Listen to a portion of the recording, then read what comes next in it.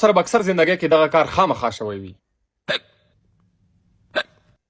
دې ته موږ هیکپس وایو، خو اکثر خلک دا وایي که نه چې دا که ټایم سره شروع شي ختم شي هغه ټیک دی، که دا چېرته هم په زیاتېدو شو هغه وایي چې دا نورمل دی، خو حالانکې داسې بالکل هم نه دی. که چېرته دا هیکپس تاسو ته ټایم سره شروع شو بیا ختم شو ډایرکټ، نو دا ظاهره خبره ده چې هغه ټیک دی، خو که دا چېرته هم په زیاتېدو باندې شو دا یو مختلفو بیماریانو طرف ته اشاره کوي چې دا څیزونه ته چیک کړه تاکې مسله شته دی. اوس هیکپس چې کوم دی دا کیږي ولې؟ دا کیږي ځکه کله چې انسان روټۍ زیاته وخوري، ډېره زیاته روټۍ وخوړه، یا اوبه یې وڅښلې، اوبو سره سره هغه هوا هم تېره شوه، یا کولډ ډرنکس یې څښلو هوا هم ترې تېره شوه، ډېره زیاته روټۍ وخوړه یا روټۍ سره هوا ترې تېره شوه، نو د دې څیزونو اکثر انسان جسم کې دننه یو حصه دی هغې ته موږ ډایفرام وایو. ډایفرام کې نروز دی، بیا ویګس نروز دی، پینیک نروز دی، هغه اکثر داسې کنټریکشن شروع کی انولنټري وي چې انسان په کنټرول کې نه وي، دغه د وجې څه شی کېږي؟ دا هیکپس کېږي. بیا اوس هیکپس که چېرته هم د ګنټو لیول سره د منټونو لیول سره ټیک شو خو بیا ټیک دی، دې لپاره هیڅ ټریټمنټ هیڅ علاج ضرورت هم نشته دی. اکثر داسې وي چې خلک ډېر زیات هیکپس پې ولګېږي پې، اکثر داسې خلک وي چې که چېرته هم دا 48 غنټو نه سیوا شو نو جسم کې مختلفو بیماریانو طرف ته اشاره کوي چې دا څیزونه چیک کړه، دا بیماري دی ستا بدن کې دننه. څنګه اوس که چاته 48 غنټو نه سیوا شو دا بیا څه شی شو؟ دا بیا خامخا ډاکټر ته ښایي دې کې څه بیماري شته دی. نو بیا به اول سیز څه ګوري؟ اول سیز به ګوري دا چې د دې غوږ ته خو چېرته فورن پارټیکل یا ابجکټ خو نه دی دننه شوی، غوږ ته خو څه دننه شوي نه دي.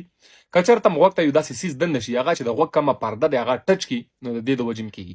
یا د دماغو بیماریانې دي، پارکنسن ډیزیز دی، ملټیپل سکلیروسس دی، دې نه بغیر اکثر دماغو کې ټیومر وشي، کینسر پکې وشي، د دې د وجې هم دا چې کله هم 48 غنټو نه سیوا شي نو دا هیکپس بیا لګېږي. که چېرته دماغو کې څه مسله وي، یا که چېرته سږي کې پړپوس کې که چېرته څه مسله وي لکه نیمونیا وي شاته، نو د دې د وجې هم کېږي. یا ګردو کې څه مسله وي، یا اسوفیګس زموږ چې دلته کومه نلی دی دې کې که چېرته څه مسله وي، یا د دې کینسر وي، یا معدې کې که جراثیم وي، انفیکشن وي، یا بله څه مسله وي، د دې د وجې هم دا څه شی وي بیا 48 غنټو نه چې کله سیوا شو نو دا بیماریانې به انسان کې کېدلی شي. اوس د دې علاج څه شی دی؟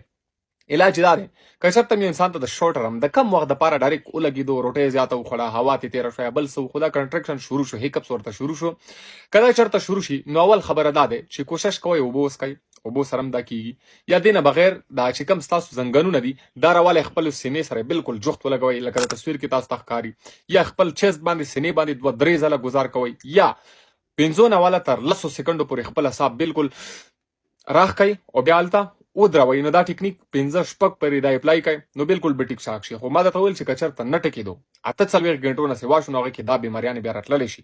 که چېرته دا بیماریانې یي پکې غوږ ته یې څه نه وتلی وي، دماغو کې څه مسله وي، یا اسوفیګس کې څه مسله وي، معدې څه مسله وي، سږي څه مسله وي، ټایم باندې ډاکټر دې باندې پوهېږي نو هغه سیز چې کله بیماري ونیسي هغه علاج چې وشي نو بیا بالکل ټیک ټاک شي. مهرباني.